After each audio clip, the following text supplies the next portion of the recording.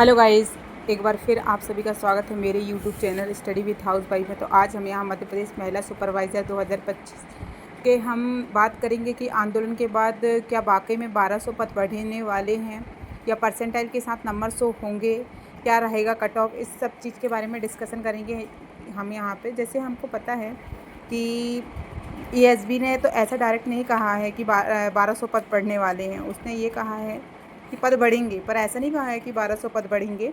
जैसे कि हमको पता है कि ओनली 1260 पद खाली हैं और जिसमें से वैकेंसी आई थी कितने की 660 वैकेंसी निकली थी, ठीक है। अब बचे खाली पद मतलब कितने बचे, केवल 600 पद बचे हैं ना। तो कभी भी ऐसा होता है कि ऐसा नहीं है कि जितने पद खाली होते हैं और पूरी की वैकेंसी निकाल दी जाती है, ऐसा नहीं होता है। हाँ, पर ऐसा है कि हो सकता है कि वो ज़्यादा नहीं, पर फिर भी 460 पद बढ़ा सकता है। अब देखते हैं कि वह क्या निर्णय ले रहा है। ईएसबी बोला तो है, एक तरफ उन्होंने देखा है कि बच्चों ने आंदोलन किया है, तो हो सकता है कि वो ज़्यादा तो नहीं लेकिन फिर भी 460 समथिंग पद निकाल सकता है, उसी में ऐड कर सकता है। तो हो सकता है कि मतलब इतने पद बढ़ सकते हैं, वो ओनली 460, इससे ज़्यादा नहीं है। अब दूसरा, और हमको पता है जैसे कि फॉर्म जो है 6 लाख समथिंग डले हैं, है ना। 6 लाख में हमने देखा कि चलो 1 लाख बच्चे एग्ज़ाम देने नहीं आए होंगे, तो 5 लाख बच्चे तो एग्ज़ाम देने आए हैं, ठीक है।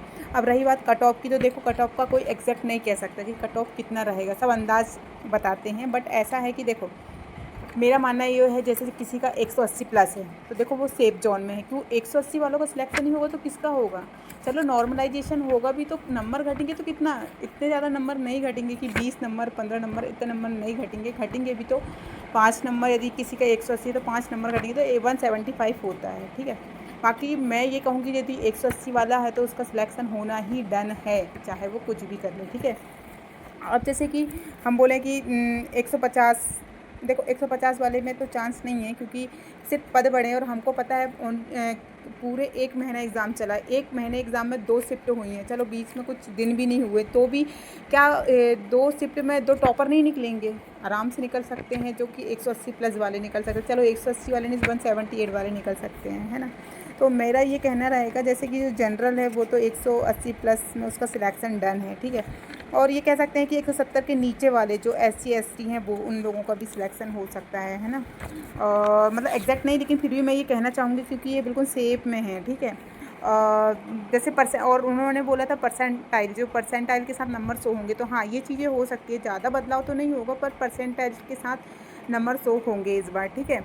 और जैसे कट ऑफ के बारे में बात करें तो जनरल अभी बताई मैंने आपको, जैसे जनरल 180 प्लस, ठीक है। OBC वाले जो हैं वो 175 172 75, जैसे SC वाले हैं वो 165।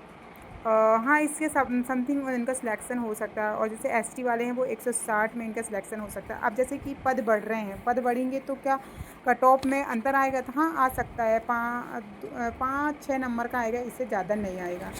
तो मैं यही कहना चाहूँगी कि यदि जो 180 वाले नंबर हैं उनको तो बिल्कुल सेफ़ है, उनको तो कोई डरने की ज़रूरत ही नहीं है, उनका सिलेक्शन डन है।